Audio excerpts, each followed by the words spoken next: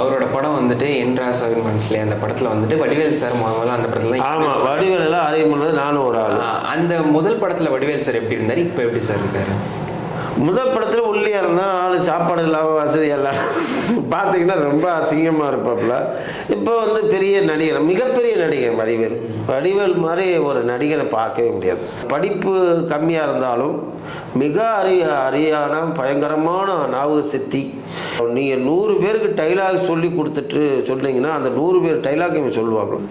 மிகப்பெரிய நடிகர் வடிவேல்.